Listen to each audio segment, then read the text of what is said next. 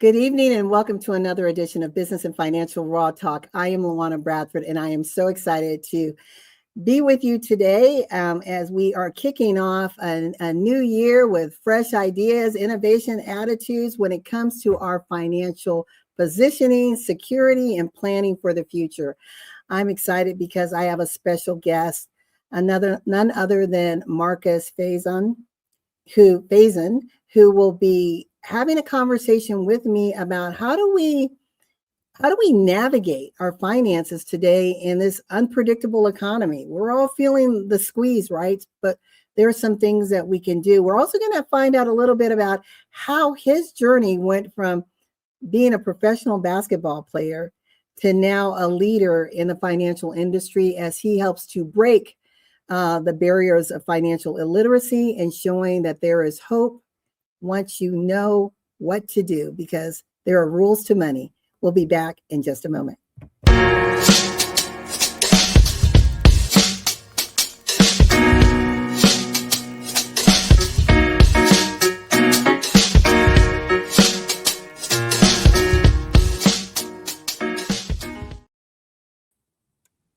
Hello, Marcus. How's it going?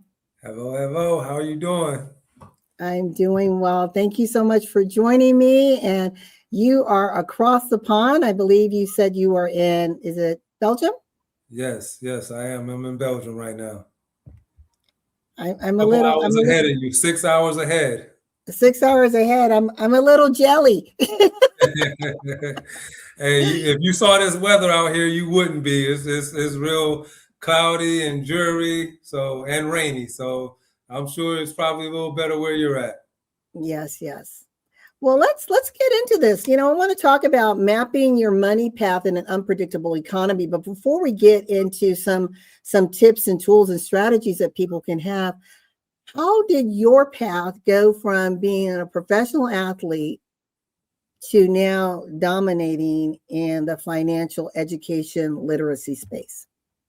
Well, that's a good question. And it literally went from just being in that space of being a professional athlete for 14 years and being fortunate enough to be around a lot of people that were making significant money. And also with that, seeing that people that just because you make money doesn't necessarily doesn't necessarily mean that we understand exactly how money works and how money is supposed to be used to build wealth over time. And so once I got about halfway through my career and really started to look at, wow, we're making a lot of money, but we're also going to live hopefully for a very long time. So how are ways that we can start to stretch this money that we're making, while I was playing, and stretch that into something that's going to be sustainable for the rest of your lives. And then not only your own life, but then the lives of children and family, etc. And that's what got me to this point of wanting to really just be able to spread that financial literacy and have the conversation more so than anything, just to make people aware, because there's so many people that are not aware.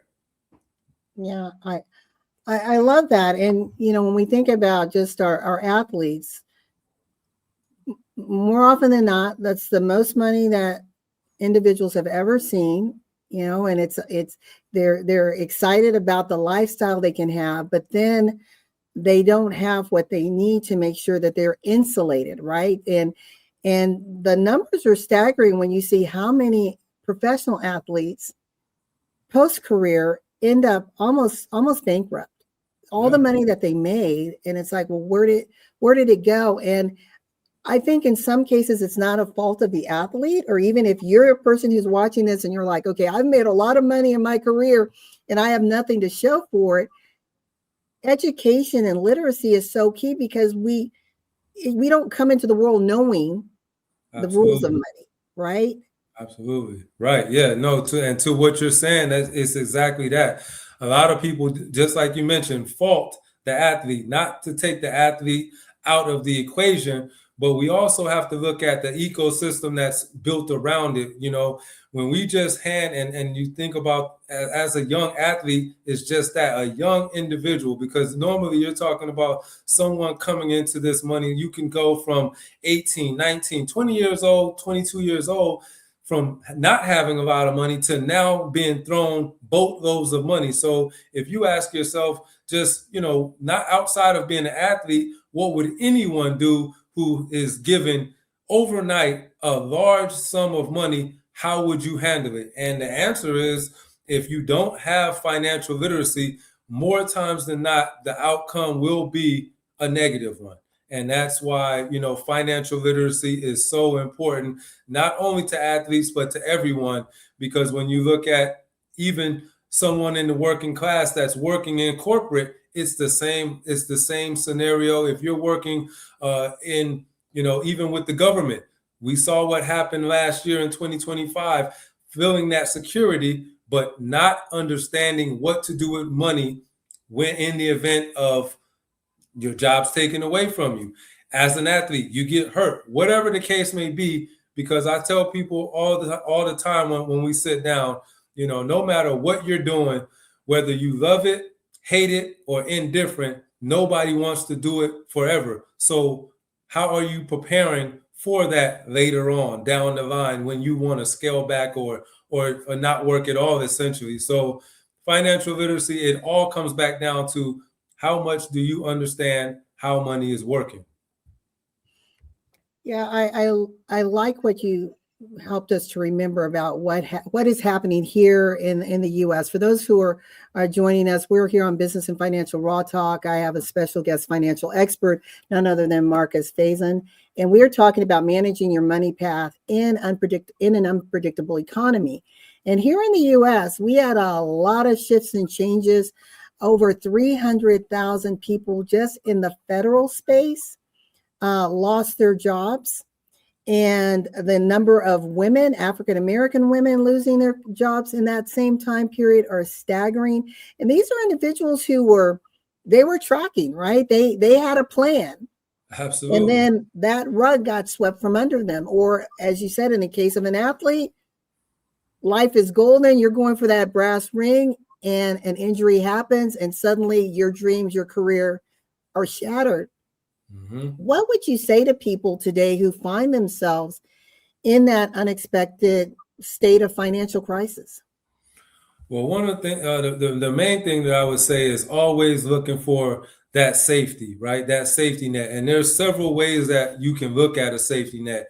One of the things that we have to have in place is that emergency fund, right? And that's that 3 to 6 months, that 6 to 12 month on a minimum level of income, right? Put away in something so that in the event that some of these things occur that occurred in 2025, you lose your job, you get hurt, you're not able to work. Well, you're not in a drastic state of emergency immediately, right? You have that, like I said, 3 to 6 to 12 month window of where you can kind of regroup, right? If you have a family, your family can regroup. And then there's a second level of security that's more of a long term that you can get started immediately when you're talking about something as simple as one of the things that I know most people should have in a portfolio is an index universal life policy, an IUL. And why would you want that as a safety net? Well, one of the things is, if it is protecting your family, right? If something happens to you on the as far as the life insurance is happening, but then on the other end, you're also looking at you're being able to invest in the market, right? And get those gains of the market when the market is up. But one of the biggest things is when the market is not working for you, now you have that protection to where you're not going to be losing any money, because a lot of times when you're in the corporate arena, when we're talking about typical retirement accounts such as 401ks, 403bs, and things of that nature, well, it's good when the market is up, but what happens to your quote unquote retirement money when the market is down? Right now, you're happy on one side when the market is up, it's static, but then how do you feel on the other end? So being able to solidify as many ways as possible to be able to get the upside when the market is great, and then also protecting yourself when the market is not. So having those safety nets in place are, I would say, the most important thing to do, and then kind of scale from there as to some of the other areas of security that you can have financially, real estate, all of those other things. But I think those two are probably the biggest bases. We're going to be right back, and I want to unpackage that a little bit more.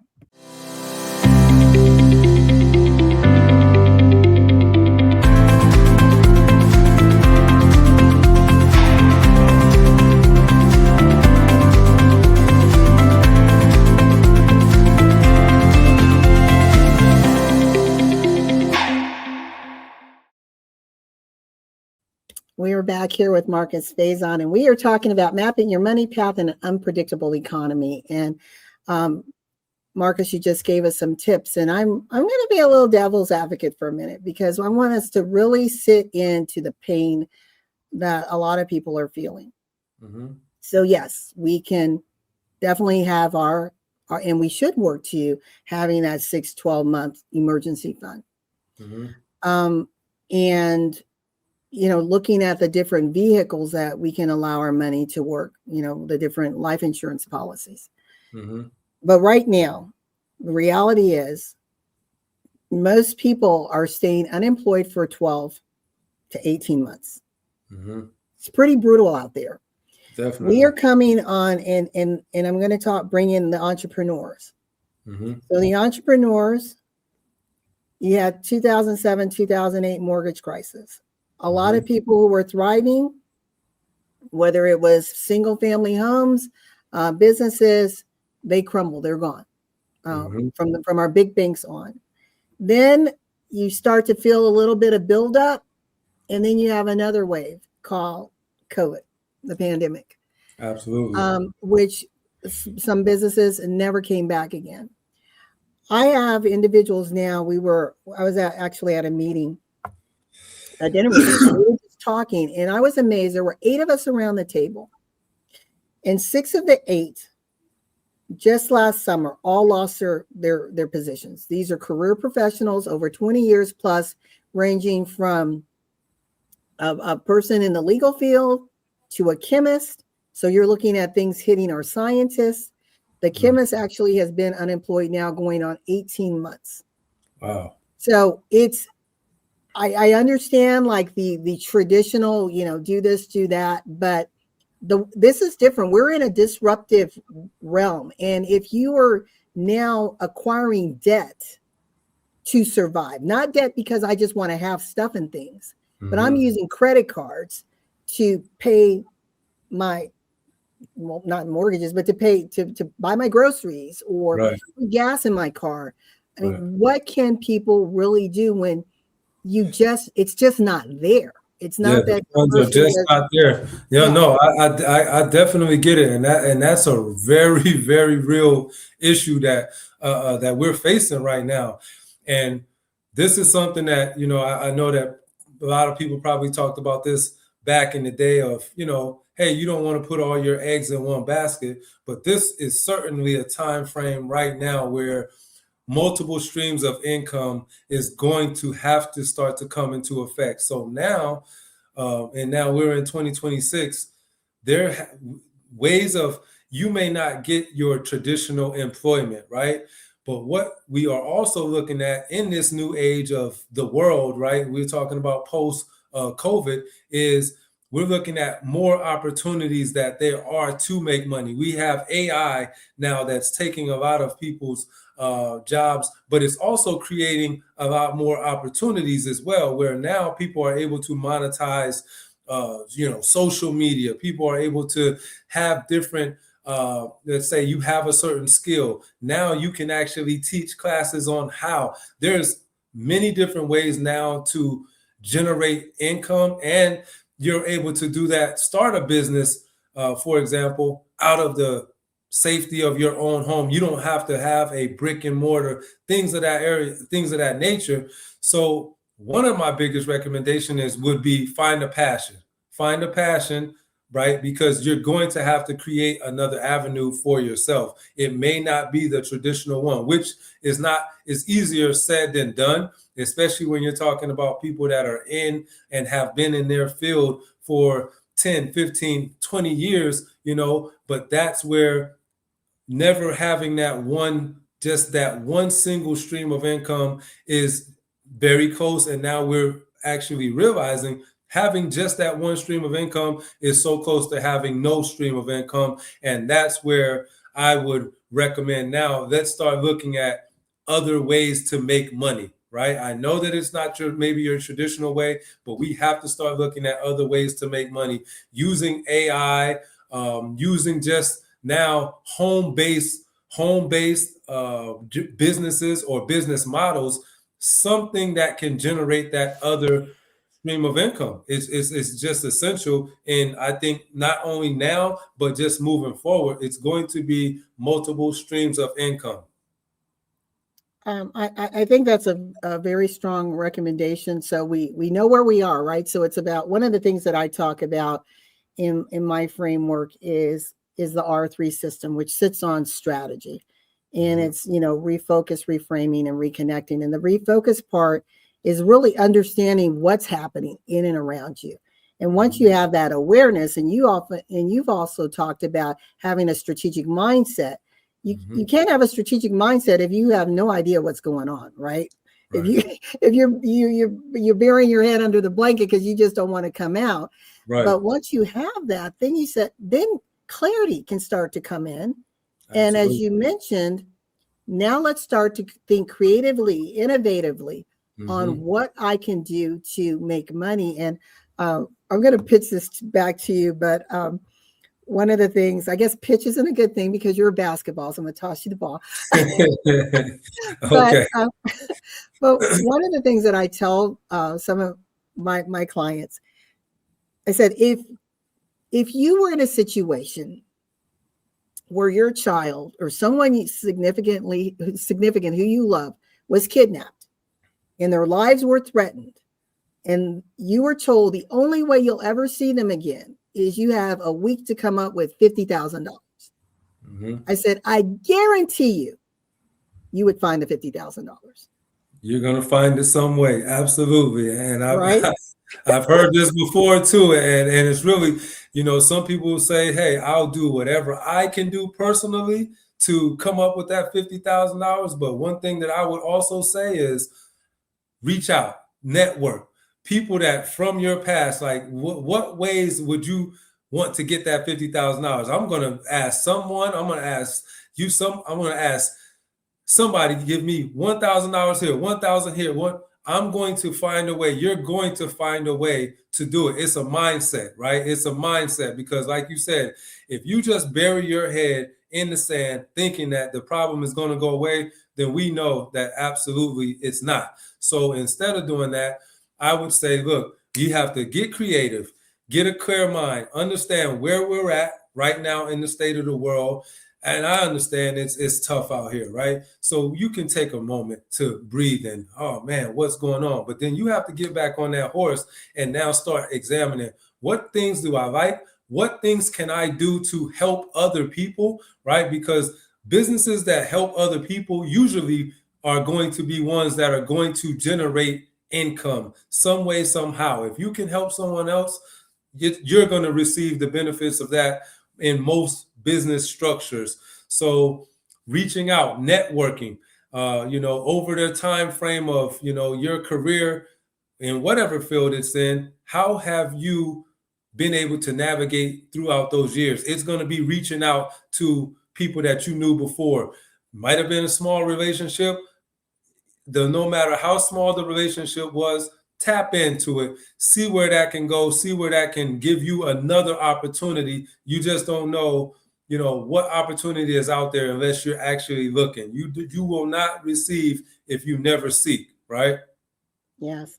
I love that. And as you were talking, I could hear my dad in my head where he would always say, closed mouths don't get fed. Right. So you got to get out. You got to network. You got to be transparent. You are where you are.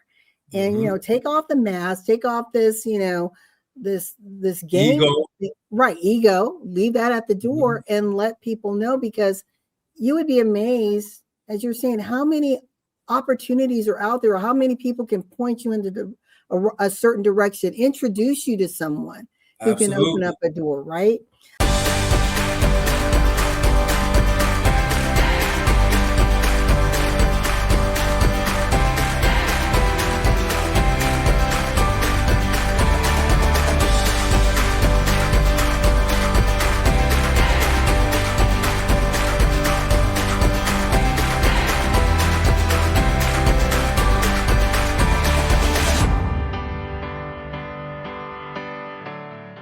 Absolutely. We're almost out of time, but I want to read some stats to you, and I want to turn this over to you to speak to these individuals. So in the US, we have $18.6 trillion in household debt, 13 trillion in mortgages, 1.2 trillion in credit card debt, 1.6 in student loans, 1.66 in auto loans. 55% of Americans carry credit card debt. 1 in 5 don't ever believe they'll pay off the credit card. They're just doing minimum by minimum. The average household, and this was staggering to me, Marcus, owes about $105,000 in total debt. Wow. Those numbers are very staggering, very staggering. Yes. And I literally just listened to someone yesterday who kind of spoke towards, this topic that we're wrapping up with. And the biggest thing that I took away from the speech that I heard was, living within your means, right? And it sounds cliche, it sounds very simple, but we spend a lot of time, and these numbers are in the US, right? We spend a lot of time trying to impress people who really don't care about the name brands, the car, the big house, all of those things. We try to spend a lot of out of our budget to impress people that really don't care about what we're doing, right? So my biggest thing, and the simplest way to do it, is live within your means, right? Or take even some sacrifices, right? Maybe you can get a house that's bigger than you, but if you could get something that's going to sustain you for the longevity, right? Not having to go into debt, but now being able to live closer into your means, so that now you can invest that other money that could have gone into something maybe bigger, something that was lavish here. Now you have what you need, but then now you're able to put those rest of those funds into something that's going to be working and growing for you, so that now you can create longevity with your income, with your funds, so that now maybe later on we have to have delayed gratification, right? That's one of the things that also I would say is going to be key. Delayed gratification, living within your means, and now you set yourself up to be productive for yourself, but then now be able to later afford the houses, the cars, the trips, the things that we actually want and should strive for. We have to be strategic in how we're going to get it, and understand the main thing: there's a time and a place. If it takes a little longer to get to your goal, trust the process and put in the work, and that can be saving, budgeting, etc. Put in the work. It's going to pay off with the process at the end of the day, but you have to take those steps. I love that. I love those tips. Live within your means, delayed gratification. And it made me think about, when we think about our grandparents or great grandparents, how were they able to do so much with so little? Right? Absolutely. But I think there was a mindset, there was a commitment, right? And you hear the stories of how did this grandmother put her 3 and 4 kids to college, and she was working, as a maid somewhere. But yet we have the incomes we have, and we're like, I can't make it. Yeah, absolutely. Sometimes we got to give up some of those TVs, right? Yeah, How many cars can absolutely. you drive at one time? Exactly. I mean, I sit down with a lot of people making $250,000, $500,000, and they will tell you, hey, I still am living check to check. Well, there's a reason why, right? There's a reason why that someone can feel making that type of money and still feel that they're living check to check. It's not a cash flow problem, it's a spending problem most of the time. Yes. Well, Marcus, it has been wonderful having you here. Definitely would love to have you come back because there's another part of what you do. It's not just financial literacy, but it's wealth building, you know, creating that sustainability for your future self. And if you have time, you know, in your Oh, well, schedule, definitely would absolutely. love for you to come back. Absolutely. Absolutely. Thank you for having me. It's been a pleasure. Thank you so much. And to our listening audience, thank you for joining us for another edition of Business and Financial Raw Talk. And remember that financial literacy matters. It can make a difference. And in life and in business, when your vision intersects with opportunity, success is inevitable. We'll see you next week for another edition of Business and Financial Raw Talk. Bye for now. Have a good one.